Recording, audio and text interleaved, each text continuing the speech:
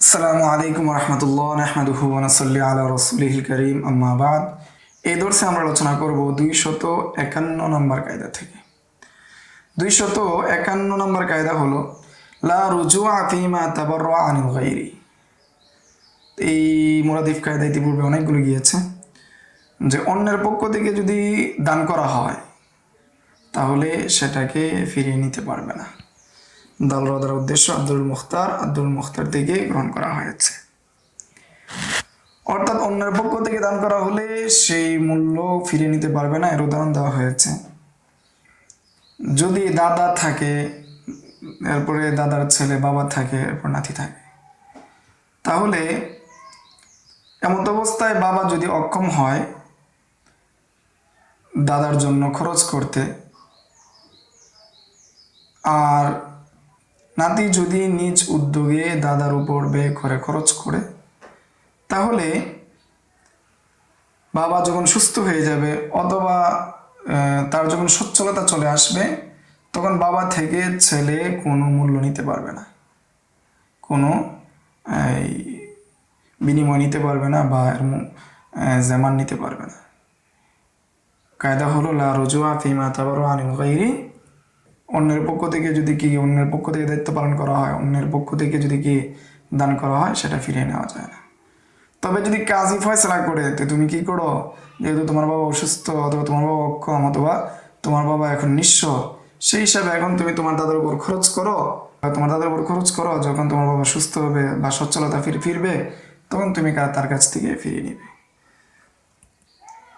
কাজীর ফয়সলা যদি হয় তখন ছেলে বাবার কাছ থেকে বাবা সুস্থ হলে সচ্ছল হলে ফিরিয়ে নিতে পারবে। এটাই বলা হচ্ছে লা রুজুআ ফীমা তাবাররা আনিল গায়র, যে অন্যের পক্ষ থেকে তাবাররা করলে, দান করলে সেটা ফিরিয়ে নেওয়া যাবে না। কেননা বাবা থাকা অবস্থায় দাদার দায়িত্ব বাবারই হয়, নাতির হয় না। 252 নম্বর কায়দা লা দারারা ওয়া লা যিরার, যে কাউকে কোনো ক্ষতিও করা যাবে না এবং ক্ষতির বিপরীতে ক্ষতি করা যাবে না। আপনি নিজ উদ্যোগে কাউকে ক্ষতি করতে পারবেন না, এর সাথে সাথে কেউ যদি আপনার ক্ষতি করে ফেলে আপনি এর বিপরীতে তার ক্ষতি করতে পারবেন না, বরং আপনি কাজীর মজলিসে কি করবেন, উত্থাপন করবেন, এর জামান নেবেন। এটি বলা হচ্ছে লা যরারা ওয়া লা যিরার, কোনো ক্ষতিও করা যাবে না, ক্ষতির বিপরীতও ক্ষতি করা যাবে না।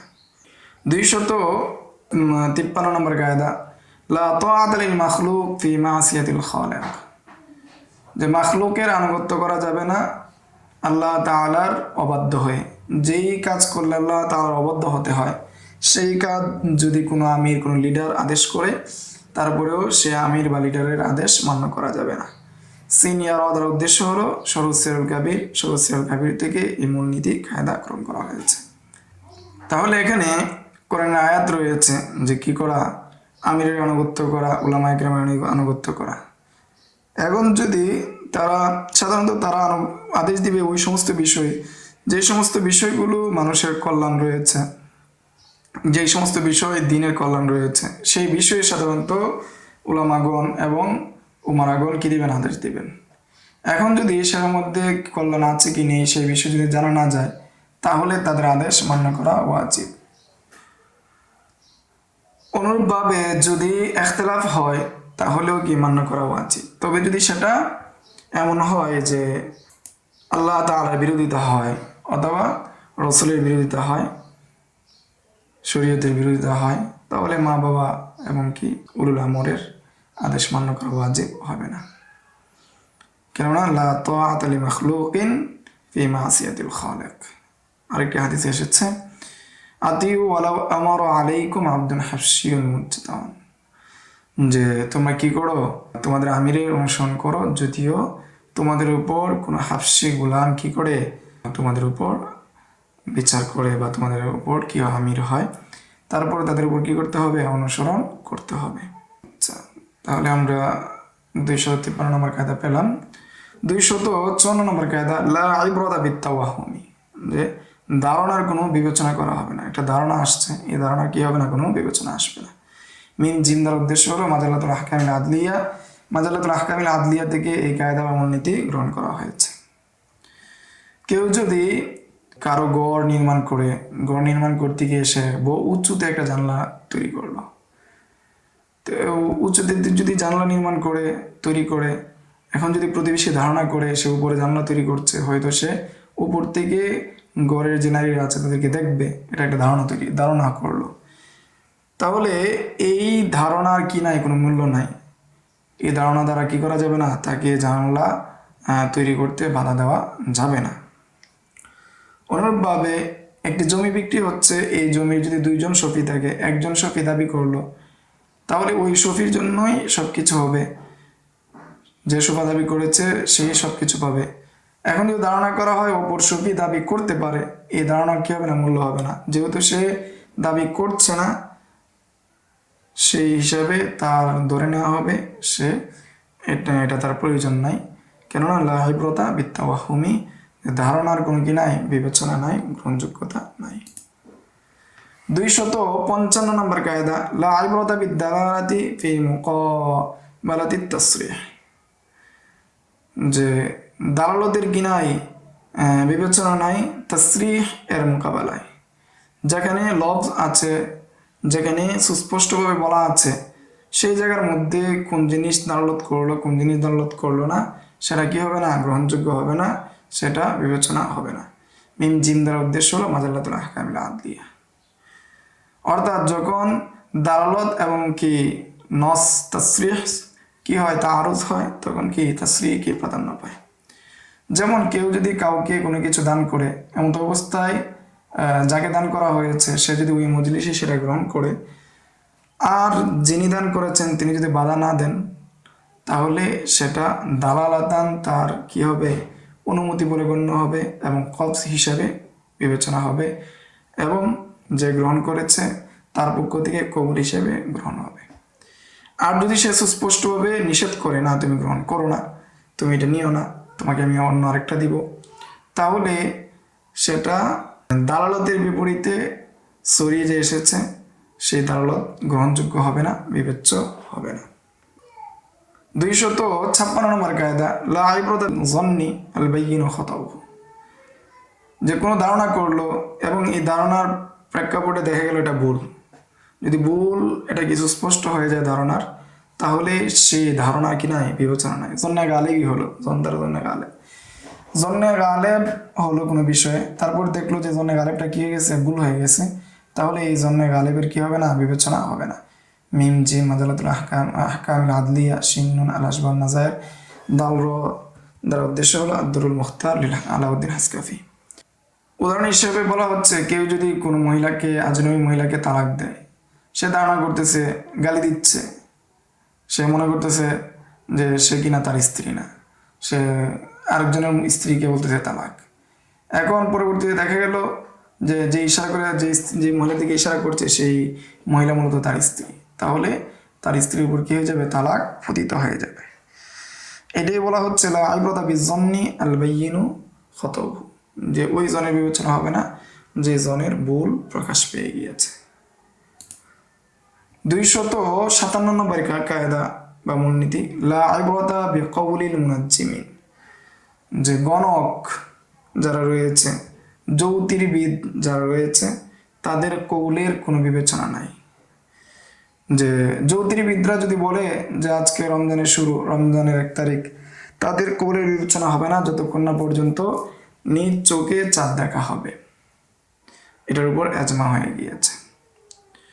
তবে বলা হয় যে আল্লামা সুবকির কথার উপর, আল্লামা সুবকির যে হিসাব, সেটার উপর কি বিবেচনা করার কথা আলোচনা এসেছিল, কিন্তু মুতাআখিরিন উলামায়ে কেরামগণ ইবনে হাজার এবং রমলি সহ অন্যান্যরা এটাকে প্রত্যাখ্যান করেছেন। অর্থাৎ মুনাজ্জিমিনদের কৌলের উপর বিবেচনা করা যাবে না।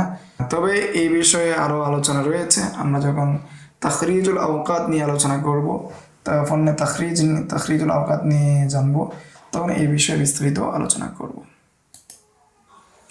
258 নম্বর কায়দা, 258 নম্বর কায়দা হলো, লা উমুমা লিদালালাতিন নাস ওয়ালা লিইক্তিদাইন নাস, রাদার উদ্দেশ্য হলো মানারুল উসুর, যে দালালাতুন নাস এবং ইক্তিজাউন নাস, তাহলে আমরা ইশারাতুন নাস পেয়েছি এবং ইবারাতুন নাস পেয়েছি। ইশারাতুন নাস এবং ইবারাতুন নাস সেটা লফজের সাথে সম্পৃক্ত, সেই হিসেবে সেই দুটো আমও হয়, খাসও হয়। আর দালালাতুন নাস এবং ইক্তিজাউন নাস সেটা যেহেতু লফজের সাথে সম্পৃক্ত না, সেজন্য সেটা আমও হয় না, এবং ইক্তিজাউন নাস সেটা খাসও হয় না।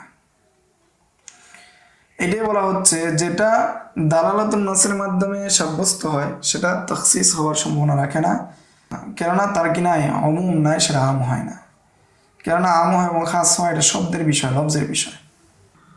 যেমন আদা যেখানে কষ্ট রয়েছে সেটাই কি হারাম হয়। এখন যদি আদা যেখানে পাওয়া যাবে সেখানেই কি হবে, হারাম হবে।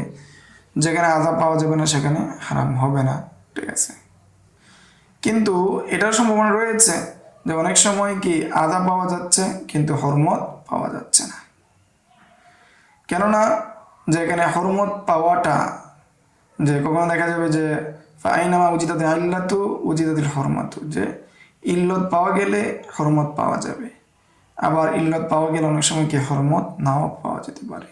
কেন? এটা ব্যাপকতা কামনা করে না। আচ্ছা, এরপরে আমরা চলে যাই 259 নম্বর কায়দায়। লা কিওয়ামা লিদালালাতি মা'আন নাস। দালালাতুন নাসের কি নাই, কোনো মূল্য নাই, গ্রহণযোগ্যতা নাই। যখন নস থাকবে, যেখানে নস থাকবে সেখানে দালালাতুন নাসের বিবেচনা করা হবে না, দালালাতুন নাস বিবেচ্য হবে না। সিয়ার দ্বারা উদ্দেশ্য সরল সিয়ারুল কাবির, সরল সিয়ারুল কাবির থেকে এই মূলনীতি গ্রহণ করা হয়েছে। দালালতের মাধ্যমে যখন অনুমতি আসে তখন কেমন যেন এটা কি সরাহাতের মাধ্যমেই কি অনুমতি চলে আসে। আর যদি নস থেকে যায় তাহলে দালালতকে বিবেচনা করা হয় না। কেউ যদি কাউকে ঘরে ঢোকার অনুমতি দেয়, সেই জায়গায় যদি পানি পান করার কি থাকে, ব্যবস্থা থাকে, তাহলে সে যদি পানি পান করে, পানি পান করা অবস্থায় যদি তার হাত থেকে গ্লাস ভেঙে যায়, হাত থেকে পড়ে, তাহলে তার জামান আসবে না, কেননা সেটা কি দালালত। আর যদি সে সুস্পষ্টভাবে বলে যে তুমি পানি পান করো না, তারপরে সে যদি পানি পান করে হাত থেকে পড়ে যদি গ্লাস ভেঙে যায়, তাহলে তার জামান দিতে হবে। এটাই বলা হচ্ছে লা কিয়ামা লিদালালাতি মা'আন নাস, নস থাকা অবস্থায় দালালতের কোনো বিবেচনা নাই, গ্রহণযোগ্যতা নাই। 260 নম্বর কায়দা, 7 নম্বর কায়দা, লা মাসাগালিল ইজতিহাদ ফি মাওরিদিন নাস। যেখানে নস রয়েছে, কোরআন হাদিসের নস রয়েছে, সেখানে ইজতিহাদের সুযোগ নাই। কোরআন হাদিসের নস না থাকলে ইজতিহাদ লাগে, যেহেতু নস আছে সেই জায়গায় ইজতিহাদের সুযোগ নাই। যেমন জুয়া হালাল কি হারাম না, হালাল কি হারাম, সেই বিষয়ে করে নস আসছে হারাম, সেই হিসাবে এখানে কিনা নস এই ইজতিহাদের দরকার নাই। 261 নম্বর কায়দা, লা ইয়াবকা লিল ইনসানি আল মিলকু আলা নাফসি, যে মানুষ নিজের নফসের উপর মালিক হতে পারে না। উদাহরণ হিসেবে বলা হচ্ছে, যদি কোনো ব্যক্তি মুসলমান হয়ে দারুল ইসলামে আসে, কোনো গোলাম যদি মুসলমান হয়ে অথবা জিম্মি হয়ে যদি কি দারুল ইসলামে আসে, এমত অবস্থায় সে যদি মালিকের সম্মতি ছাড়া সে যদি কি চলে আসে, তাহলে সে স্বাধীন হিসেবে গণ্য হবে এবং সে যা কিছু নিয়ে আসছে মালিকের কাছ থেকে সেগুলো মালিক হবে। আর সে যেহেতু নিজের মালিক নিজে হতে পারবে না, সেই হিসাবে সে স্বাধীন হিসেবে গণ্য হবে। মানুষ নিজের মালিক নিজে হতে পারে না, এটি বলা হচ্ছে লা ইয়াবকা লিল ইনসানি আল মিলকু আলা নাফসি, মানুষ নিজের উপর নিজের মালিকানা থাকে না, যেহেতু থাকে না সেই হিসাবে ওই গোলাম স্বাধীন হয়ে যাবে। 262 নম্বর কায়দা, লা ইয়াতিম্মু তাবাররুউ ইল্লা বিল কবজি, যে তাবাররু হেবা সেটা পরিপূর্ণ হয় না কবজা ব্যতীত। যাকাত সেটা যদি কেউ কবজা না করে, কেউ মালিক না হয়, তাহলে সেই যাকাত পরিপূর্ণ হবে না। উদাহরণ হিসেবে দেওয়া হচ্ছে, কেউ যদি কাউকে কোনো কিছু দান করে, সেটা ইওয়াজের বিনিময়ে হোক অথবা গায়রে ইওয়াজের বিনিময়ে হোক, সে যদি কবজা না করে তাহলে সেটার মালিক হয় না। কিন্তু সেটা যদি ওসিয়ত হয়, কবজা না করলেও কি হবে, মালিক হবে তার গ্রহণের মাধ্যমে। কবিলতু যদি বলে, মুসালাহ যদি কবিলতু বলে, তাহলে সে মালিক হয়ে যাবে। কেননা যে ব্যক্তি ওসিয়ত করছে, মুসি যে রয়েছে, সে জীবিত অবস্থায় তার কবজা করার কি থাকে না, অধিকার থাকে না। 263 নম্বর কায়দা মূলনীতি হচ্ছে, লা ইয়াসবুতু শাইউন মিনাল হুকমি বিবাদিল ইল্লাহ, যে কোনো জিনিসের হুকুম সাব্যস্ত হবে না তার কতক ইল্লতের মাধ্যমে। রিবার যে হাদিস এসেছে, সেই হাদিস থেকে ফুকায়ে কেরামগণ কদর মাল জিন্স দুইটা ইল্লত বের করেছেন। যদি জিনিস এক হয়, পরিমাণ যদি এক হয় এবং জিন্সও যদি এক হয়, পরিমাণ এবং জিন্স যদি ঠিক থাকে তাহলে কি বৈধ। যদি তার মধ্যে কি হয়, কদর জিন্স যদি এক হয় আর পরিমাণ যদি কি হয় ভিন্ন হয়, তাহলে সেখানে কি সুদ হয়। তাহলে কোনোটার মধ্যে কদর মাল জিন্স, যেটা কি কদর, যেটা মাকিলি যদি হয় মাকিলি, ওজনি যদি হয় ওজনি, যদি হয় ওজনি, আদাদি যদি হয় আদাদি, যে উভয় জিনিস যদি কি হয় কদরি হয় এবং কি হয় জিন্সি হয়, উভয়টা যদি পাওয়া যায় এক কোনো জিনিসের মধ্যে, সেই জিনিসের মধ্যে কম বেশি করে বিক্রি করা যায় হবে না। কম বেশি যদি বিক্রি করে তাহলে কি সেটা সুদ হিসেবে গণ্য হবে। এখন এমন কোনো জিনিস যদি হয় যেটা কি কদর না, সেটা কি আদাদি মানুষ সংখ্যা হিসেবে বিক্রি করে, হালি হিসাবে বিক্রি করে, সেটার মধ্যে জিন্স যদি এক হয়, শুধু জিন্স পাওয়া যাচ্ছে কিন্তু কি কদর পাওয়া যাচ্ছে না, বরং আদাদি হিসেবে পাওয়া যাচ্ছে, সেই হিসাবে কম বেশি যদি হয় তাহলে সমস্যা হবে না, সুদ বলে গণ্য হবে না। 264 নম্বর কায়দা বা মূলনীতি হচ্ছে যে লা ইয়াজরিল উমুমু ফি মুক্তাদান নাসি। উমুম যেটা রয়েছে সেই উমুমের ক্ষেত্রে, মুক্তাদান নাসের ক্ষেত্রে উমুম কি হবে না, জারি হবে না। উমুমের হুকুম আসবে না, রদার উদ্দেশ্য মানার লসে। উদাহরণ হিসেবে বলা হচ্ছে, কেউ যদি বলে যদি আমি খাই তাহলে আমার গোলাম আজাদ, এবং সে যদি মনে মনে নিয়ত করে যে নির্দিষ্ট খাবার, তাহলে তাকে দিয়ানাতান এবং কজান কোনো দিক থেকেই তাকে সত্যায়ন করা হবে না, বরং সে যদি খাবারের কথা বলেছে সেই হিসাবে মুক্তাদান নস হিসাবে সেটা কি সে যাই খাবে সে কি গোলাম আজাদ হিসাবে গণ্য হবে। 262 নম্বর কায়দা লা ইয়াজুজুল ইহতিজাজ বিল মাফহুম ফি কালামিন নাস, যে ইহতেজাজ করা বৈধ হবে না, মাফহুম দ্বারা ইহতেজাজ করা বৈধ হবে না মানুষের কথাবার্তায়। শিন্নুন দ্বারা উদ্দেশ্য আলাস বা নাজায়ের। মাফহুম মানে মাফহুমে মুখালেফ, যেটা উল্লেখ করা হয়েছে বিপরীতটা কি উল্লেখ না থাকা, উল্লেখটাকে হুকুমে অন্তর্ভুক্ত না করা, সেটা কি বৈধ হবে না মানুষের কথার মধ্যে। এই কায়দাটা 78 নম্বর কায়দার বিপরীত।